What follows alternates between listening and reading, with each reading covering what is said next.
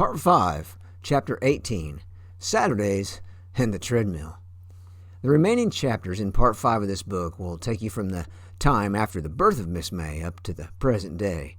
Now, if you've made it this far, my guess is you'll hang on until the end, until the conclusion of this little story of mine. Now, you're already aware of the beautiful little family that I came home to each night. I've said it before, I'll say it now, and likely another time or two before this book is complete. I am a blessed man. Part of the title of this chapter includes the word Saturdays. I wanted it to be plural. The simple truth is, it had to be plural to be authentic. It was far from a single day that formed entire portions of my life in these chapters of my life. I didn't keep track of exactly what year it was, but somewhere around 2007, maybe 2008, it was time for Luke to join me on the landscape jobs. Since that extra work had been going on continually since Brad left town, it was time for Luke to get started with me too. I wanted to teach him what I could about landscaping, but that was really last on my list. He would either enjoy it or not care about what we plant or where to plant it. I was okay either way. I wanted him to be out there learning to work, to build an ethic about work and how to get it done. I wasn't going to assume someone else would teach him, and I certainly didn't expect him to learn that on his own. It still confuses and even irritates me that some people assume work ethic will magically happen. Really? How about putting an adult beside any child and as they go through the motions, and they do it together? How many other social issues would disappear if we simply tried that? Thoughts like that don't make me scratch my head. They make me shake my head. We claim to have an advanced society, but in some ways I'm afraid we've taken a few steps backwards. Luke was going to learn by my side. There was another reason I wanted Luke with me, though. I wanted that time with my son. Yes, I did. The disorder had a certain amount of a hold on me still, and I had other priorities that I wrestled with. But I wanted his company. I wanted that bond, probably more than he will ever know. If he ever reads these words, well, then he'll know for sure.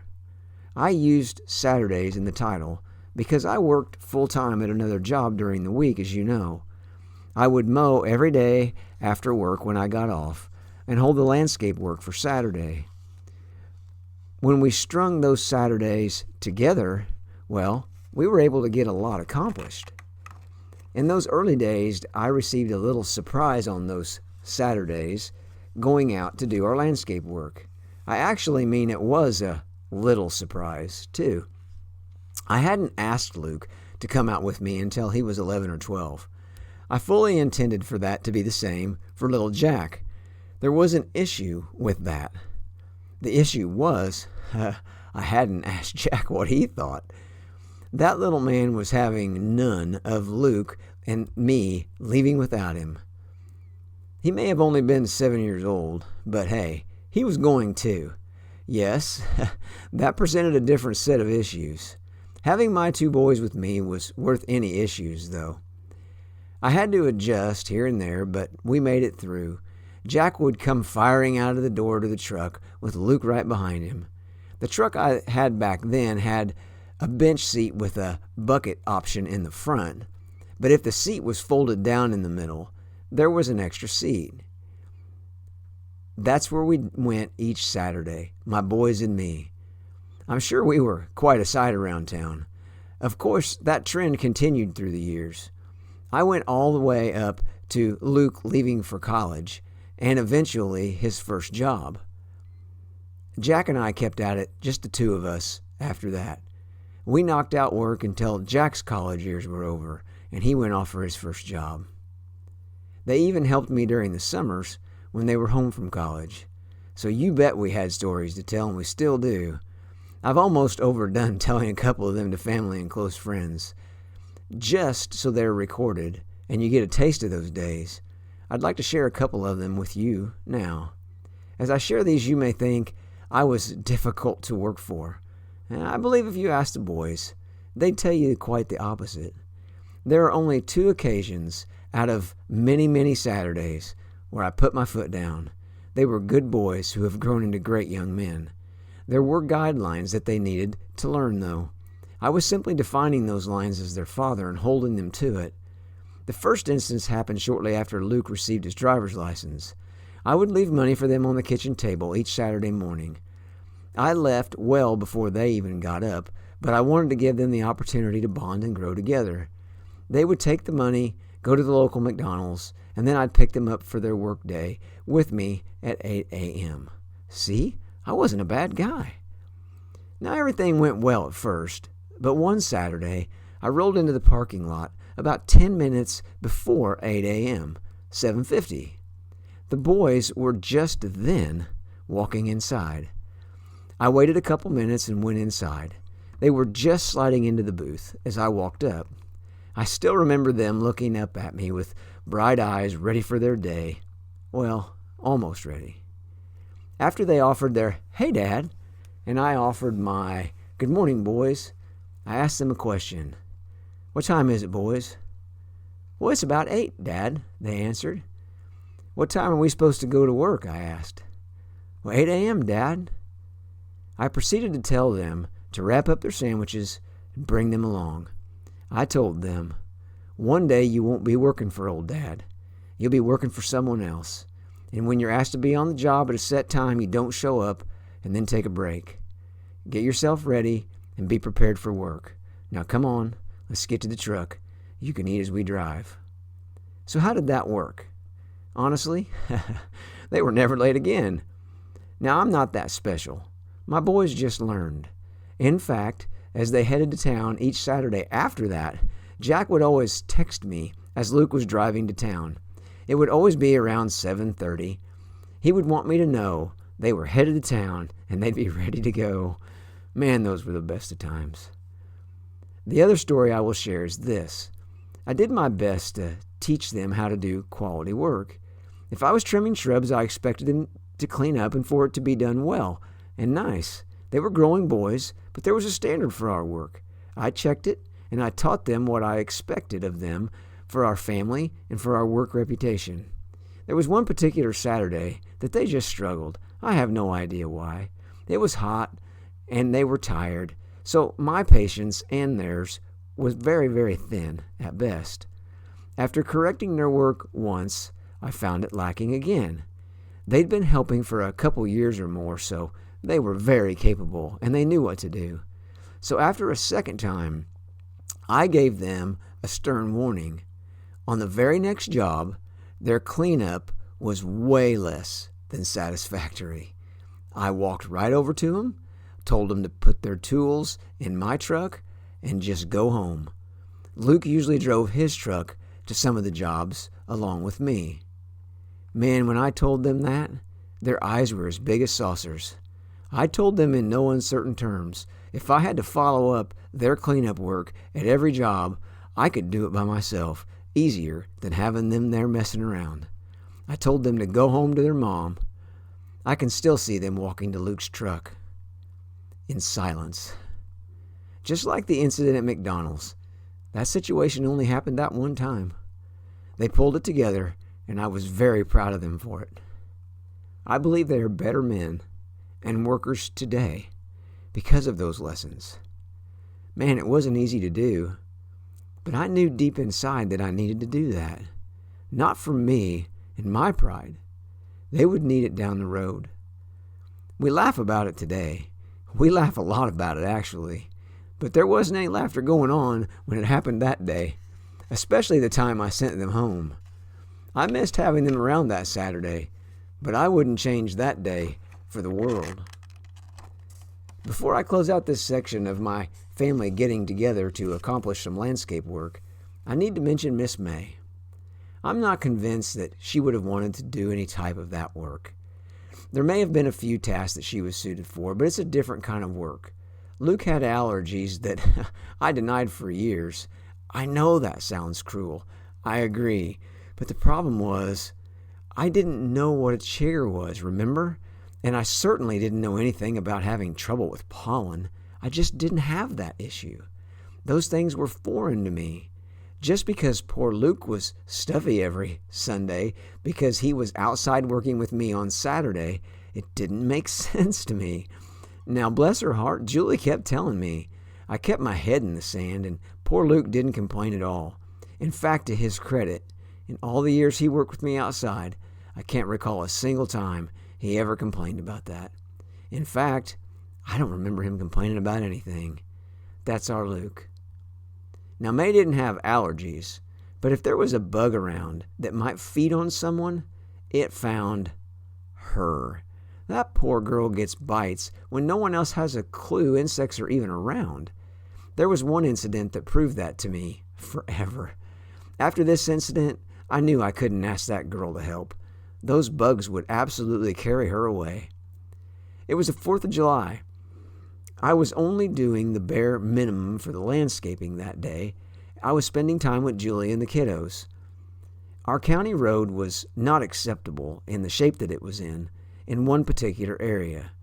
Now, I'm not the kind to make phone calls and complain if it's in my power to help. So I got a load of road patch on the trailer. I loaded Jack and May up to help me fill a few holes. Now, it was hot. It was in the middle of the day.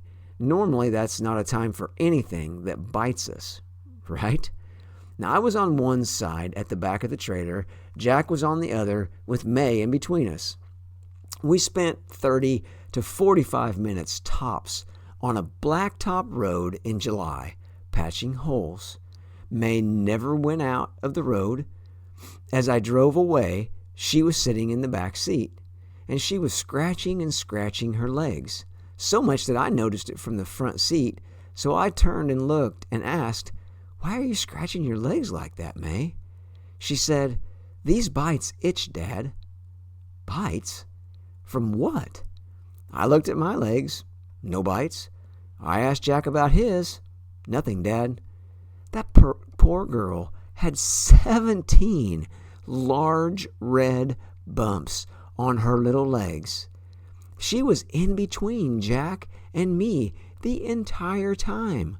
Score: Dad 0, Jack 0, May 17.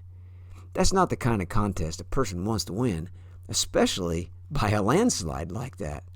So yes, I knew her time cutting grass and trimming shrubs and doing landscaping needed to be very limited. I still find that day hard to believe, and I lived it. Since I'm in the process of sharing stories about Miss May, I'll just keep it going. I'll actually combine an event in our lives with Red. If you've ever been following along through this whole story of mine, this may sound familiar. As I've mentioned it before, Red always had a way of showing up, like it or not. This event was actually a couple years prior to the bug bites on the 4th.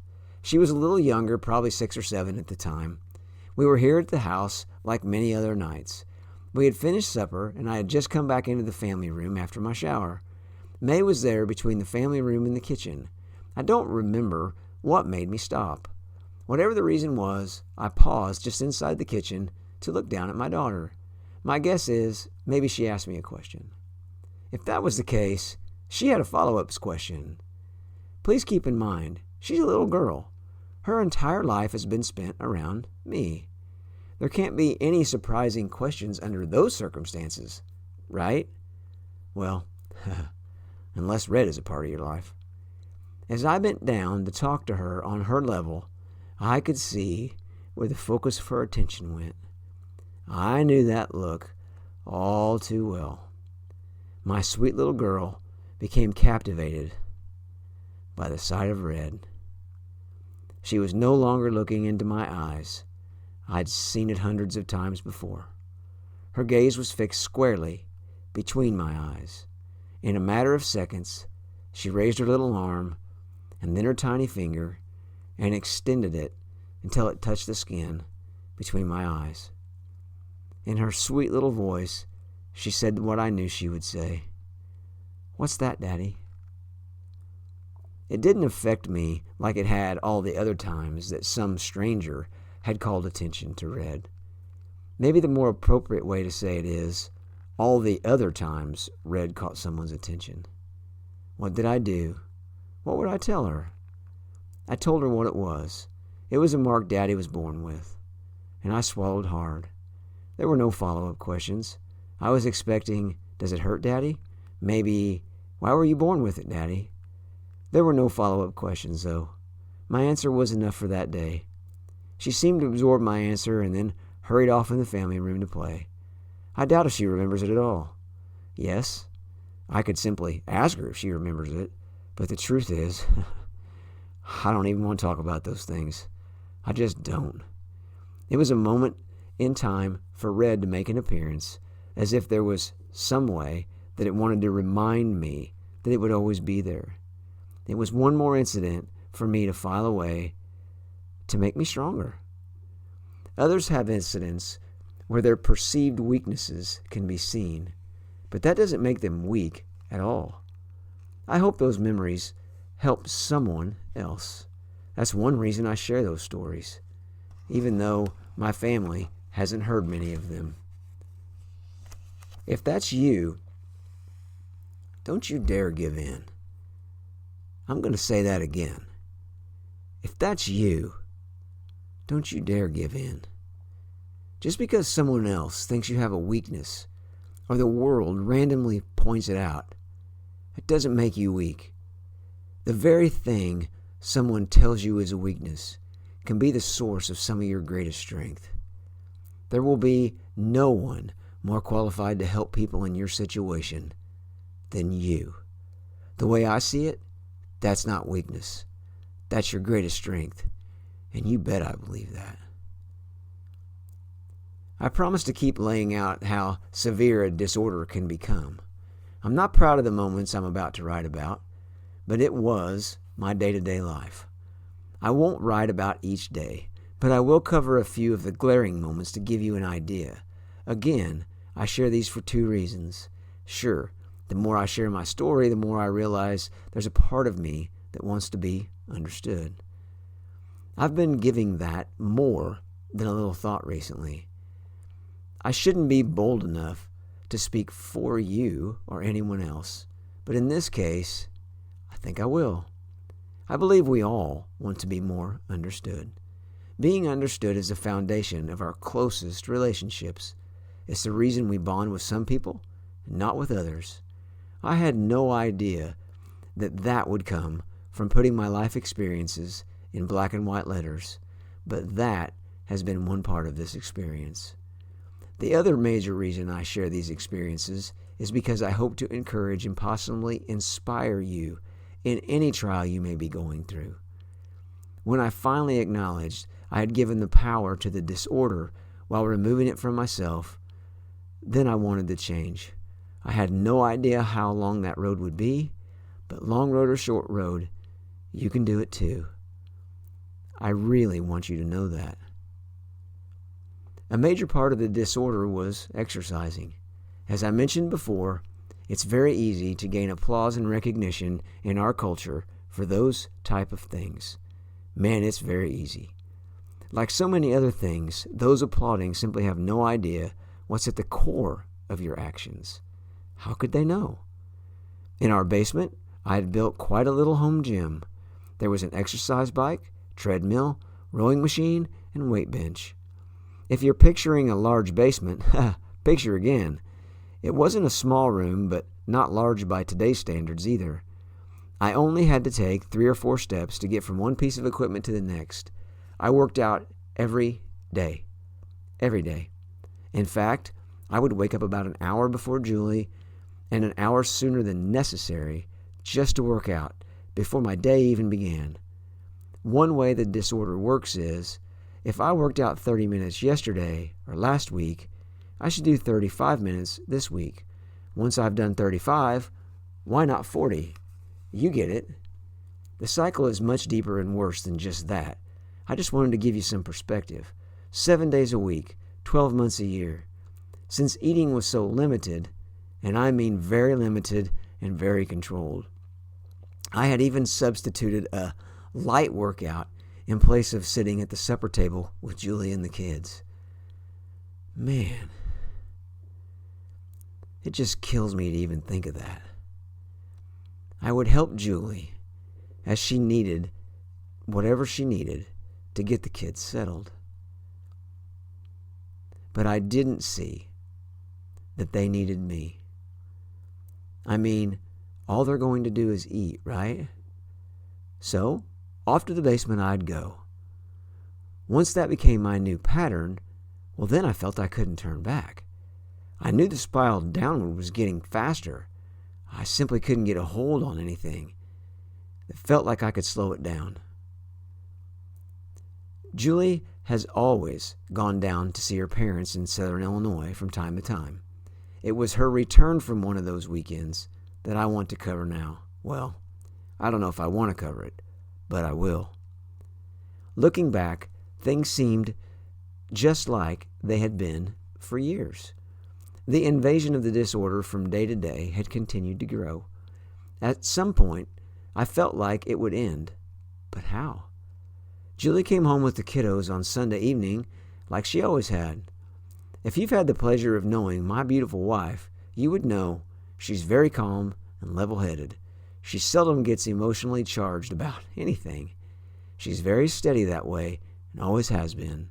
That's one reason this next moment was such a shock and a sign of how far I'd fallen from the man I had been prior to the mess that I was currently making. She came home, and in words anyone could understand, she informed me that she was going to sell all of the exercise equipment. What?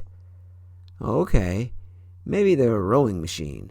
I don't use that one very much. When it came to the rest, it was a toss-up. All of it? Everything? I told you how even-tempered and mild-mannered she was, so I knew she was sick of it. She'd even purchased some of the equipment that she was willing to sell for me. She told me it was listed for sale already, and sure enough, people started coming out to buy it. It was all sold.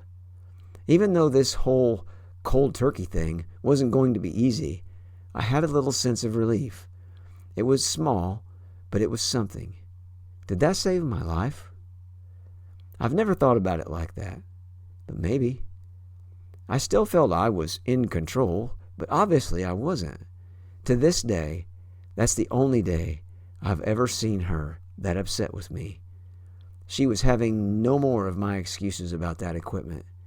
I still had to do some climbing out of the pit I was in, but she took my shovel, so I couldn't dig that pit any deeper. I didn't see it at the time like I do now, but that must have been incredibly difficult for her to do. That's not the role that she signed up for on our wedding day. Slowly but surely, the disorder would loosen its grip. Maybe a better way to say it is, I was loosening my grip on the control I foolishly thought I had. The days were flying by, and despite my poor choices at times, our little family unit kept growing, adapting, and changing. As I've spent this time reminiscing about these days in my life, I've shared a few times about my time writing this book with the people of my life. Of course, my immediate family is well aware of the writing, but from time to time I mention it to a trusted friend. It usually happens when I see someone who has shared my life and even appears in these pages. That very thing happened today. As I completed my work behind our local middle school, a man who was part of my story and is also in a life story contained here came over to talk to me. He was there to pick up his grandson and came over to chat. When I mentioned the writing and even his appearance in this book, I offered to send him a copy of the chapter he was in. He smiled and said, "I'd rather have a copy of the entire book when it's completed." I smiled, said I'd make sure of it. He smiled back and said, "A signed copy, of course." Yeah, that will happen. I tell you that story to wrap up this chapter like this. I want to continue to tell you how blessed I am. This man had gone through an event in his life much more life-changing than me losing a career. Yet he still approached me with the same smile and disposition he had all those years ago before his accident. That is true inspiration to me. I feed off those things. There were still trials to come in my life. I'll cover those in the next few chapters. But there was some sunshine peeking through as well. I want to tell you about that too. So, turn the page and let's get started on that chapter in my life.